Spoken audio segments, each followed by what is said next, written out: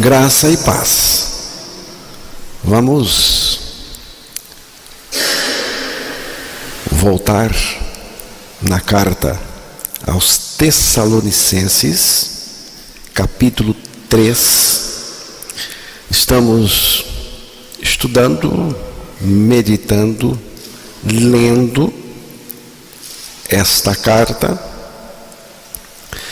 e a nossa intenção é ler mesmo a palavra e deixar que ela fale ao nosso coração, que Deus realize o que Ele quer realizar no coração de cada um. Vamos ouvir a leitura do versículo 1 ao versículo 13. Pelo que, não podendo suportar mais o cuidado por vós, pareceu-nos bem ficar sozinhos em Atenas. E enviamos nosso irmão Timóteo, o ministro de Deus no Evangelho de Cristo, para, em benefício de vossa fé, confirmar-vos e exortar-vos, a fim de que ninguém se inquiete com estas tribulações, porque vós mesmos sabeis que estamos designados para isto.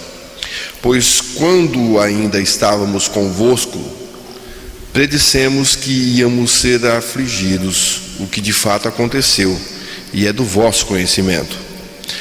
Foi por isso que, já não me sendo possível continuar esperando, mandei indagar o estado da vossa fé, temendo que o tentador vos provasse e se tornasse inútil o nosso labor.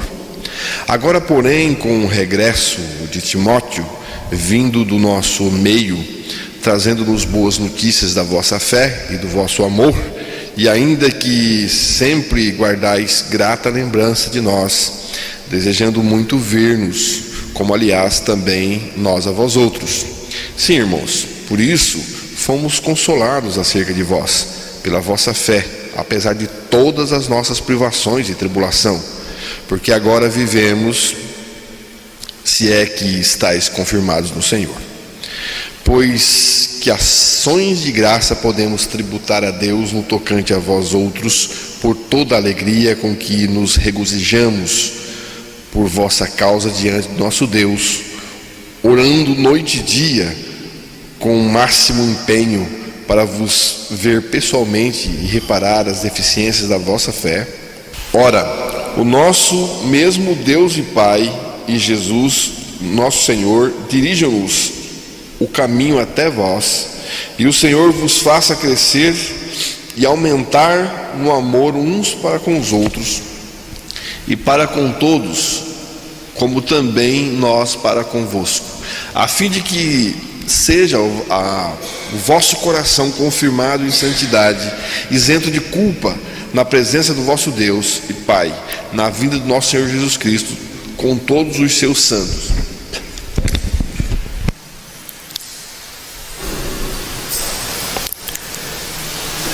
Que Deus revele a sua palavra nos nossos corações. O que estava acontecendo?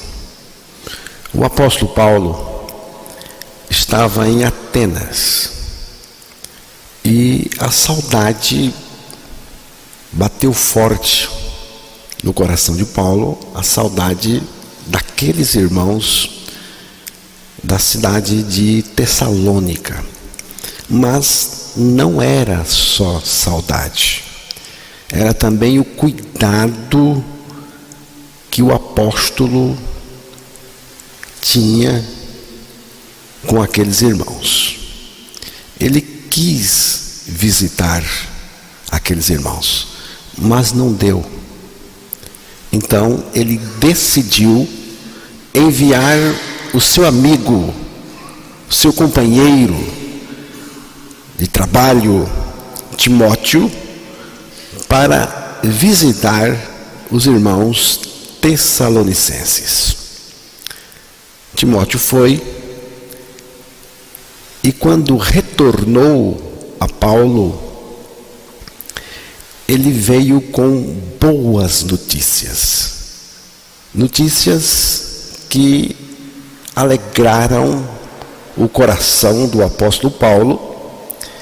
Ele ficou extremamente animado, alegre, contente, faceiro. Boas notícias alegram. O Evangelho de Cristo, preste bem atenção no que eu vou dizer,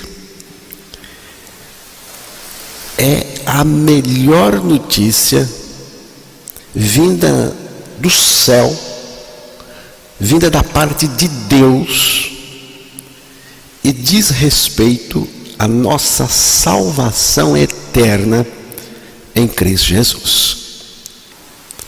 Jesus Cristo morreu uma morte compartilhada com todos aqueles que Ele veio salvar. Depois da nossa morte com Cristo na cruz, Deus o Pai ressuscitou o seu Filho Jesus Cristo, e nós também fomos ressuscitados juntamente com o seu Filho.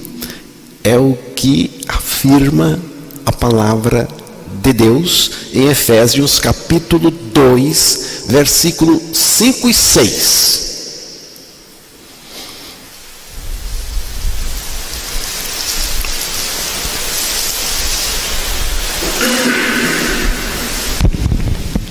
E estando nós mortos em nossos delitos, nos deu vida juntamente com Cristo. Pela graça sois salvos. E juntamente com Ele nos ressuscitou e nos fez assentar nos lugares celestiais em Cristo Jesus. Juntamente com Cristo nos ressuscitou.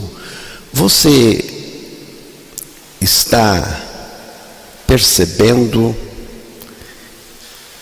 que nós fomos ressuscitados juntamente com Cristo do ponto de vista espiritual?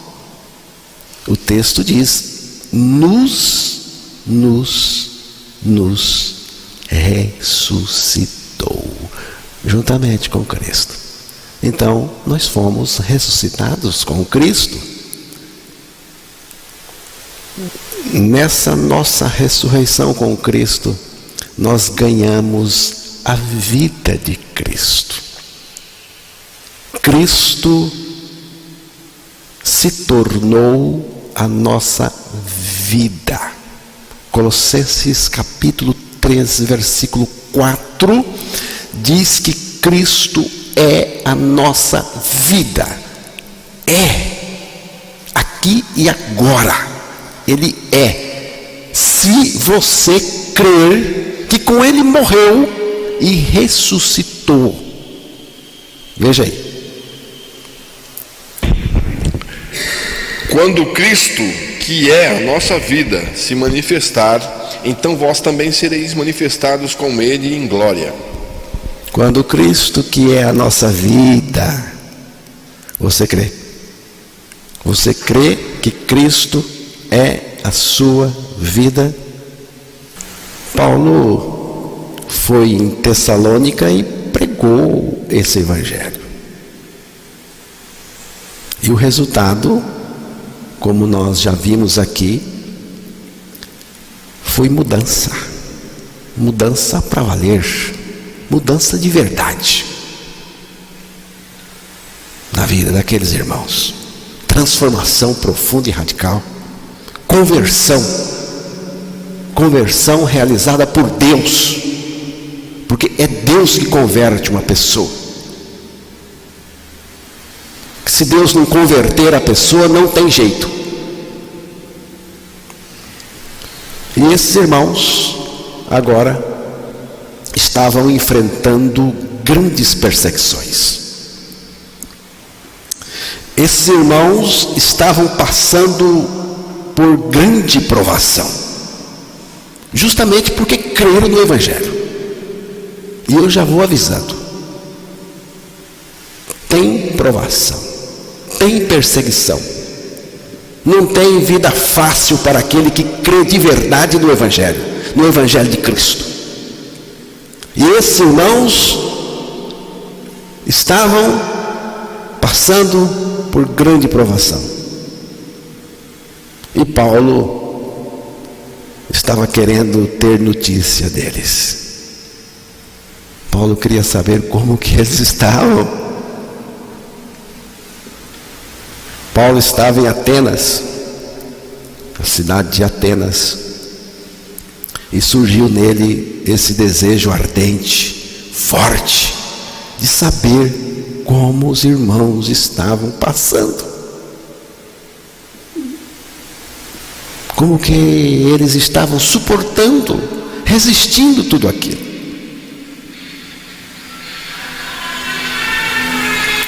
E Paulo queria ir lá, mas não deu, teve jeito.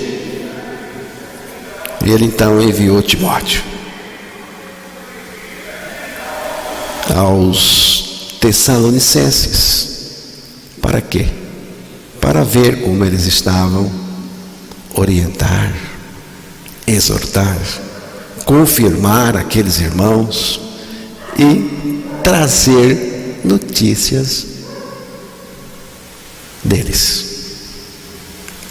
para ele. Volte no versículo 1, capítulo 3, versículo 1.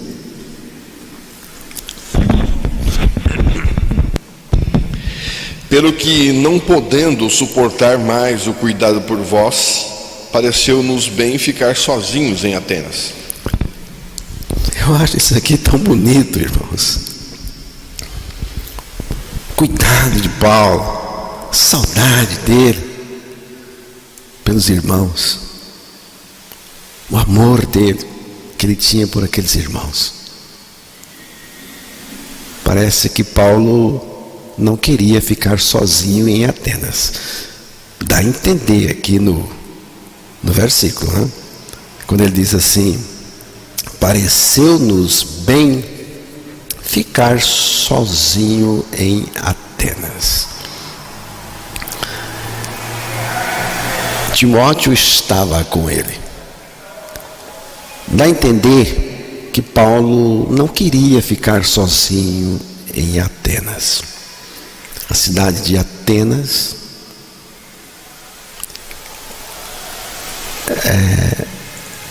tinha tantas coisas, mas aquelas coisas daquela cidade não exerciam a atração alguma sobre o apóstolo. Ele aceitou ficar sozinho em Atenas para que Timóteo fosse em Tessalônica. Paulo não era medroso, ele não era um covarde, medroso, não era. Ele também não era um aproveitador do trabalho dos outros. Então, por que Paulo não queria ficar sozinho? Eu penso que a resposta é a comunhão dos santos. Paulo prezava muito a companhia dos santos. Temos dois prazeres insubstituíveis. Estou falando dos cristãos nascidos de novo. Eu estou falando dos discípulos de Cristo. São dois prazeres que nós não abrimos mão. Eu não abro, de jeito nenhum. Se você é um santo em Cristo, você está entendendo o que eu estou dizendo. Você vai entender. Se você não é um santo em Cristo, um discípulo crucificado com Cristo, eu não espero que você entenda. Já vou lhe dizer, não espero que você entenda. Até acho que você vai até discordar.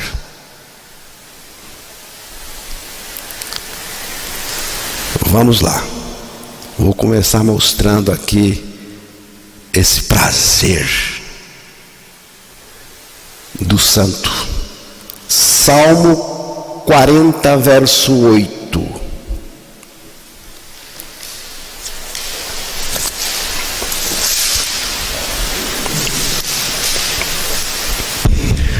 Agrada-me fazer a tua vontade, ó Deus meu, dentro do meu coração está a tua lei. Agrada-me fazer a tua vontade, ó Deus meu, dentro do meu coração está a tua lei. Você reparou? Onde é que está a palavra de Deus? Dentro da gente, no coração. Se você não tem a palavra de Deus no coração, se você não carrega a palavra de Deus no coração, não adianta nada carregar na mão. Eu vou ler aqui em outra versão.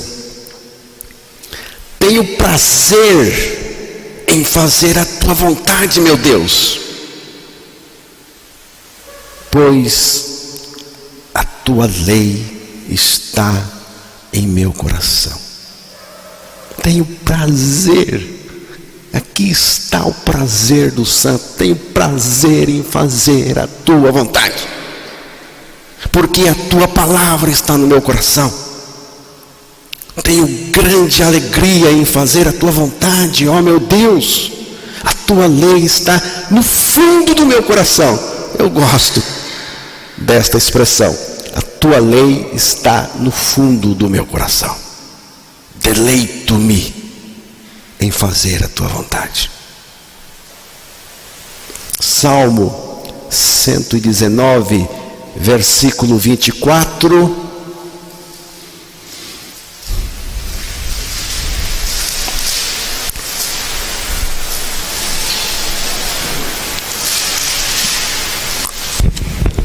Com efeito, os testemunhos são o meu prazer.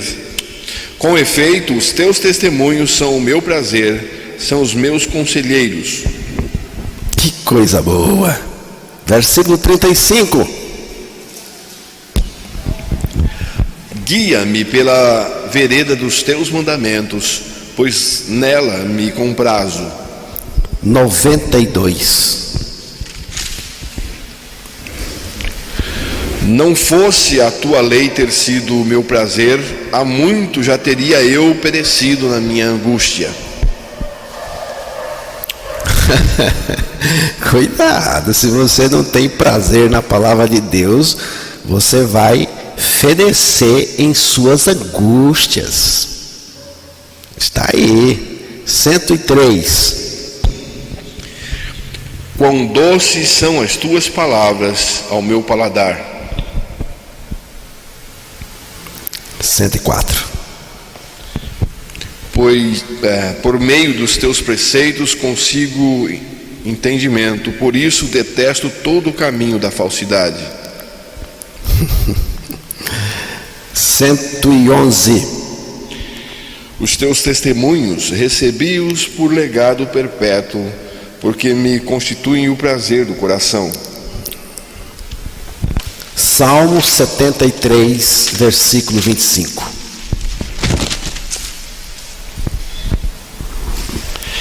Quem mais tenho eu no céu? Não há outro em quem eu me compraza na terra. Jesus Cristo. Não há outro, nem na terra e nem no céu, que eu tenha prazer, que eu tenha o maior prazer. Isto aqui supera tudo. Só o nascido de novo em Cristo pode ter esse grande e insubstituível prazer no Senhor, na sua vontade, na sua palavra. São dois prazeres, eu disse. O primeiro prazer do santo é no Senhor. O Senhor é o meu prazer, a sua vontade, a sua palavra. O Senhor, a sua vontade, a sua palavra. Meu prazer. Insubstituível. É doce na minha boca. É coisa que supera tudo. Tem outro. O segundo, Salmo 16, versículo 3.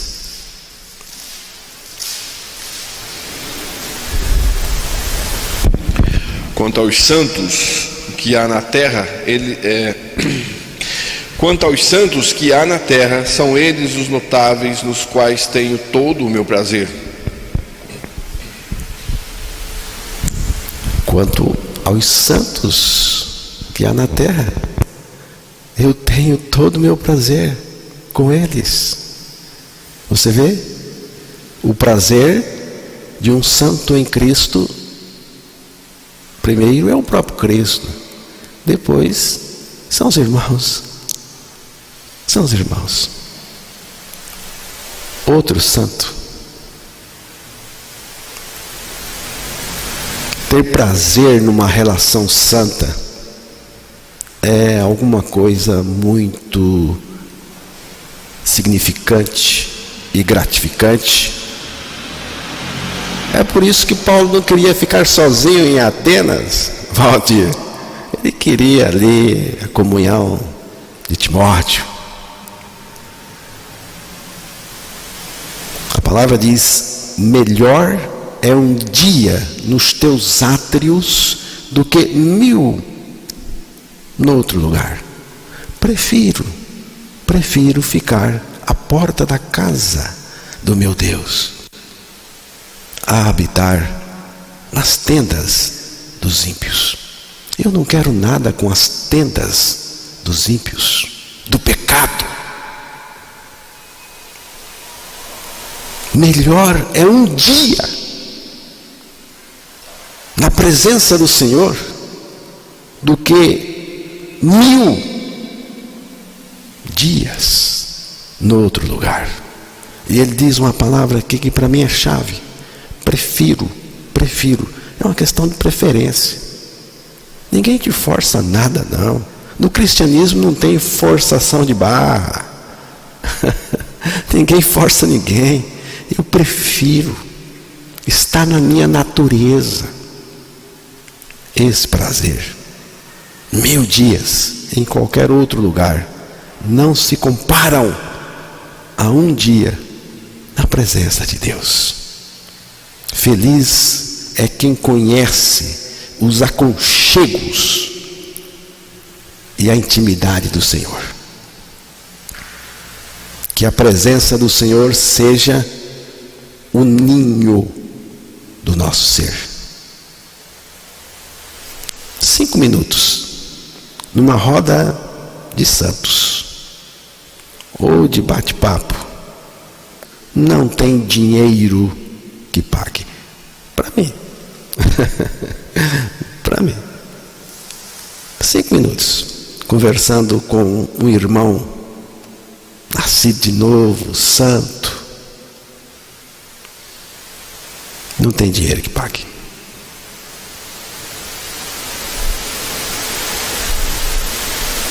Ter a companhia dos santos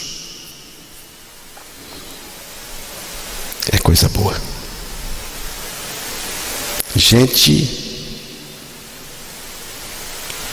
que fala da graça, lábios que vazam graça de Deus. Como é gostoso ouvir. Eu não estou falando de gente mexeriqueira, conversa maldosa. Eu não estou falando dessas pessoas. Essas pessoas eu não tenho nenhum prazer de estar com elas.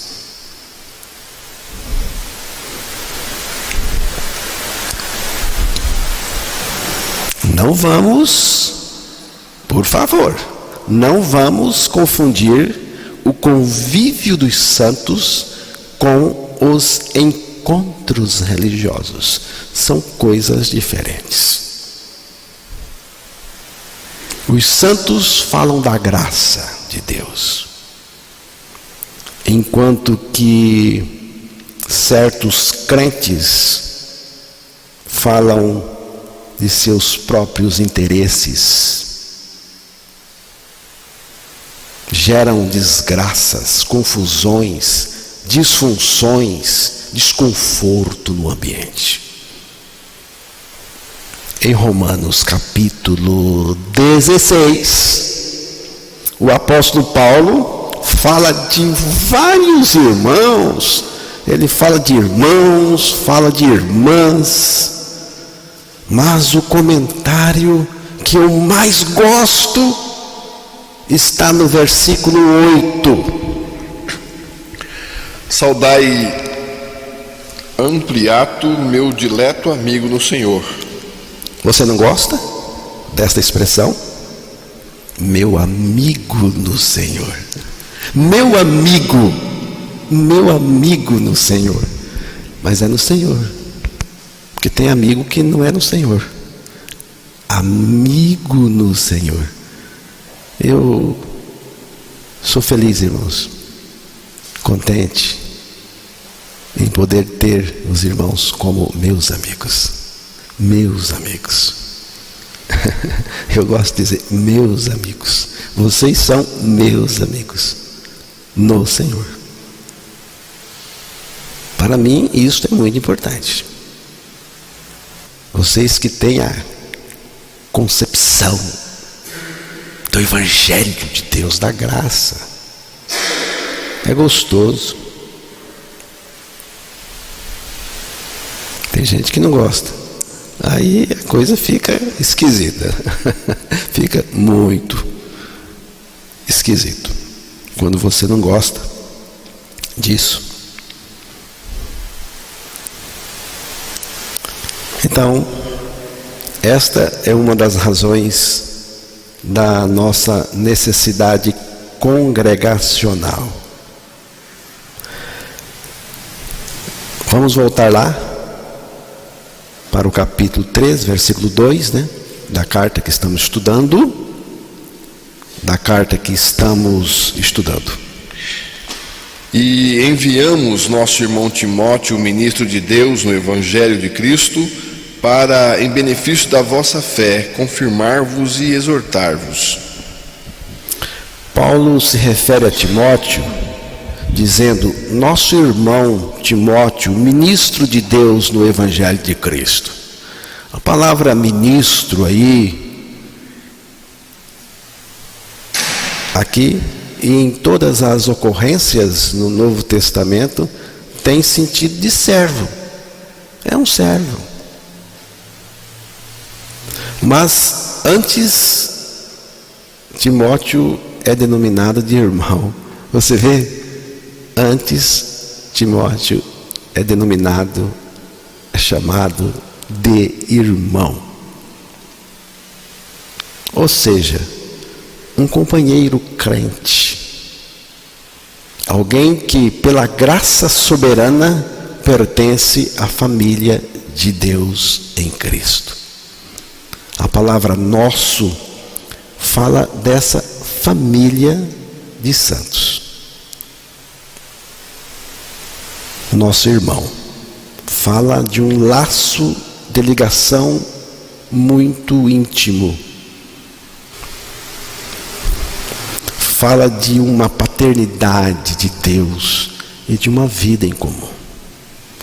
Timóteo é um portador e anunciador do Evangelho de Cristo.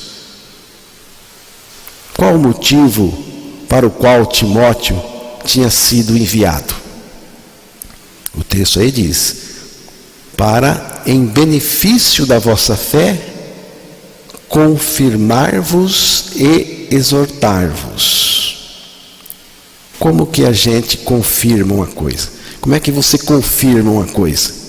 Falando de novo, a mesma coisa. É assim que confirma uma coisa. Só podemos confirmar o que já havia sido firmado. Exortar os irmãos para que eles olhassem somente para Cristo e ficassem apenas com o evangelho que haviam abraçado do apóstolo Paulo. Lembre-se, irmãos, que esses irmãos de Tessalônica estavam passando por fortes pressões, perseguições e provações. Por isso Paulo estava preocupado com eles. Por quê? Porque nesses momentos de pressões, provações, sofrimento, perseguições, qual é a tendência? Quando estamos passando por isso, a tendência é olhar para essas coisas, é olhar para as circunstâncias, é olhar para a perseguição, para o sofrimento. E aí a gente perde o foco. Mas não é para olhar para essas coisas. Aqui está o grande perigo. O perigo de perder o foco. Paulo está exortando. Não podemos perder o foco. Temos que manter o nosso olhar na pessoa de Jesus, no Evangelho. Versículo 3. A fim de que ninguém se inquiete com essas tribulações, porque vós mesmos sabeis que estamos designados para isto. Olha só. A fim de que ninguém se inquiete com essas. A fim de que ninguém se inquiete com estas tribulações.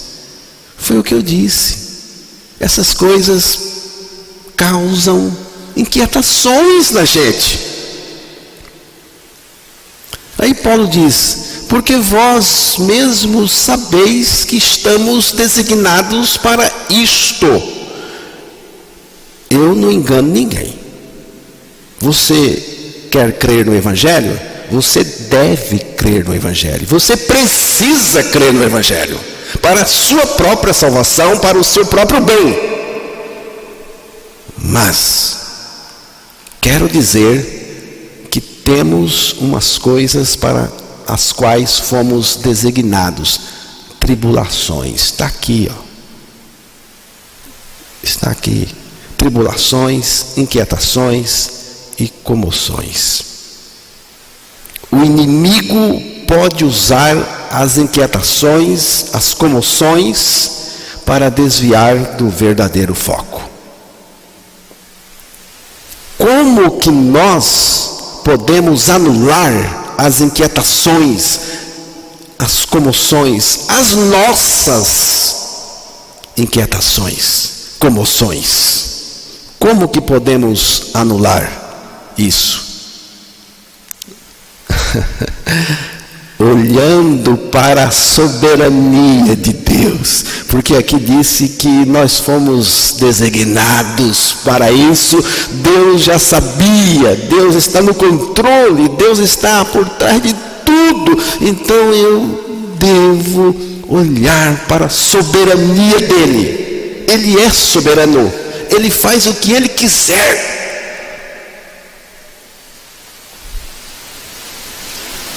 Temos que ter uma compreensão correta da soberania de Deus em meio às tribulações. Porque vós mesmos sabeis que estamos designados, ordenados ou destinados para isto. Deus sabe o que faz, irmãos. Não fique aí agoniado, não. Comovido, não. Está doendo? Deus sabe o que faz. Ou você acha que Ele não sabe? Deus está no controle de tudo. Principalmente daquelas coisas que acontecem na vida dos seus.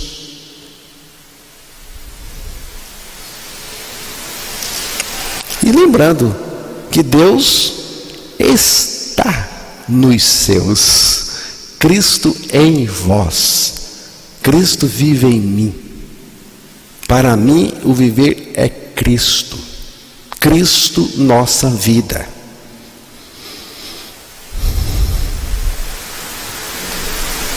Por que está inquieto? Por que está comovido com as tribulações? Não tem nada de extraordinário nisso. Você está pensando que tem, é? Tem não, é normal. É normal.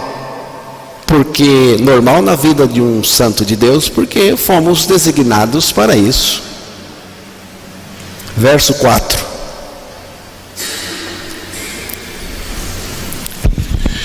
Pois quando ainda estávamos convosco, predissemos que íamos ser afligidos, o que de fato aconteceu e é do vosso conhecimento.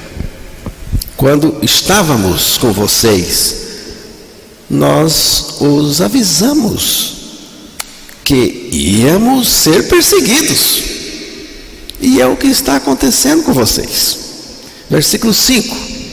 Foi por isso que, já não me sendo possível continuar esperando, mandei indagar o estado da vossa fé, temendo que o tentador vos provasse e se tornasse inútil o nosso labor. Aqui o apóstolo Paulo mostra um propósito adicional da ida de Timóteo. Mandei indagar o estado da vossa fé. Que coisa bonita, a preocupação com a vida espiritual das pessoas. Por quê? Por que essa preocupação de Paulo? Ele diz aqui, por causa do tentador. Por causa do tentador. Irmãos, tem um tentador. Tem um tentador. Você sabe quem é. O tentador sabe usar as tribulações, as inquietações, as comoções, para afastar a pessoa da suficiência singular de Jesus Cristo. Temendo que o tentador vos provasse e se tornasse inútil o nosso labor, o meu trabalho aí com vocês quando preguei o Evangelho.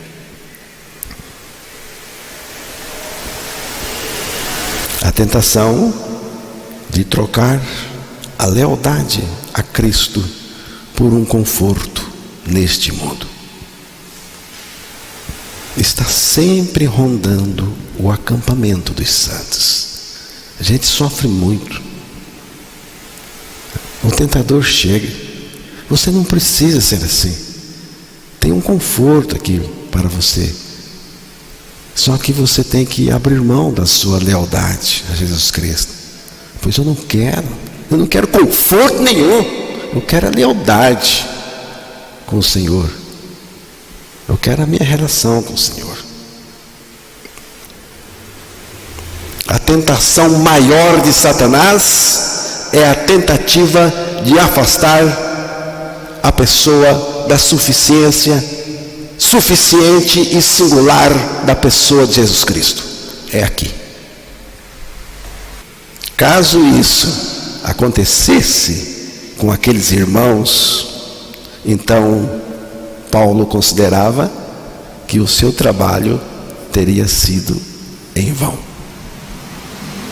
Mas quando Timóteo voltou, trazendo notícias a Paulo,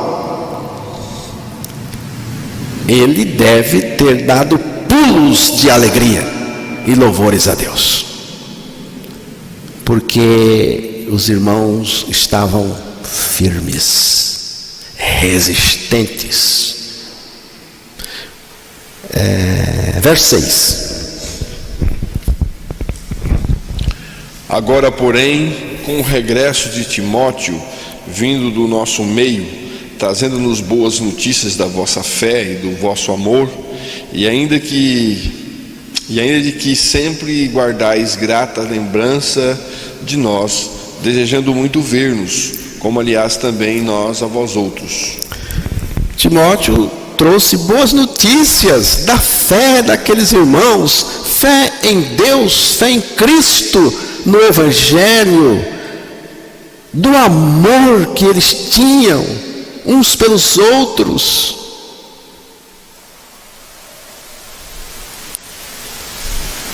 Eles se lembravam de Paulo com carinho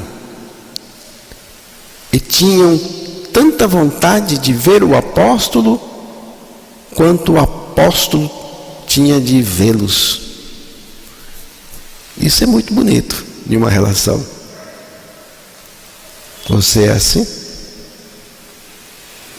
Você sente a falta de um irmão quando não vem? Ou está tudo bem? Está para você. O texto fala da fé e do amor daqueles irmãos em meio à perseguição, à grande provação. Eles resistiram, não se dobraram, não se entregaram, permaneceram no foco que é Cristo, o Evangelho. Verso 7. Assim, irmãos, por isso fomos consolados acerca de vós pela vossa fé, apesar de todas as nossas privações e tribulação. Paulo foi consolado ao saber que a fé deles estava em Cristo. Você vê? Paulo foi consolado não porque eles estavam vivendo no conforto, não porque eles estavam prósperos, famosos, tendo tudo. Não foi isso que consolou o coração do apóstolo. O que consolou o coração do apóstolo foi saber que eles estavam firmes na fé. Paulo foi consolado ao saber disso.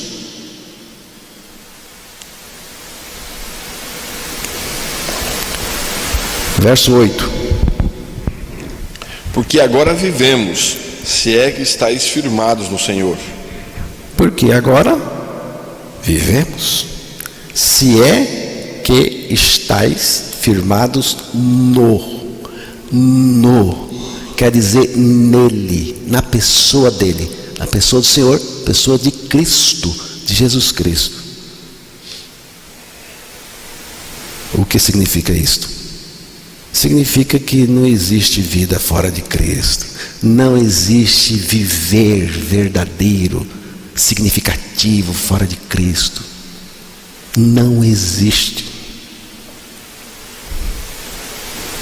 Para termos vida, precisamos estar no Senhor. Aí vamos ter a vida do Senhor em nós, se manifestando através de nós. Então, no Senhor é a combinação da nossa morte, ressurreição, juntamente com Cristo. Verso 9.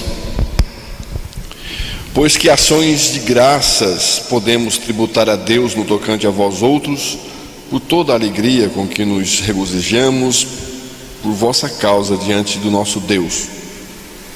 Paulo ficou muito alegre. A alegria de Paulo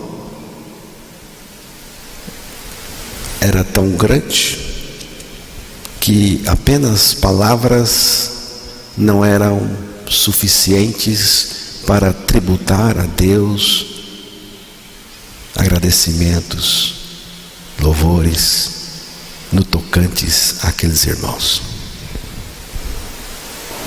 A alegria era tão grande que se sentia incapaz de tributar ações de graças adequadas a Deus por causa deles. O cálice de gratidão de Paulo estava cheio, mais do que cheio, transbordando diante de Deus por aqueles irmãos.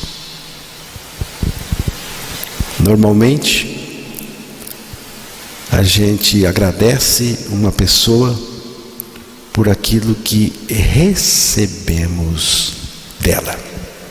Às vezes, o que recebemos de alguém é tão maravilhoso que a gente até diz: não sei como lhe agradecer pelo que você fez por mim, por nossa família, por nós. Mas aqui não era por aquilo que o apóstolo recebeu deles, porque Paulo não foi lá buscar, ele foi levar.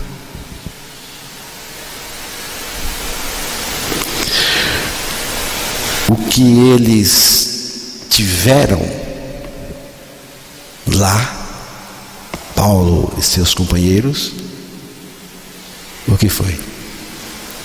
Tiveram lá labutas, fadigas, tribulações, sofrimentos, dores, preocupações, privações e até acusações de aproveitadores. Eles foram acusados, mas eles estavam cheios de tanta alegria, de tanta gratidão por aquilo que Deus fez na vida daqueles irmãos.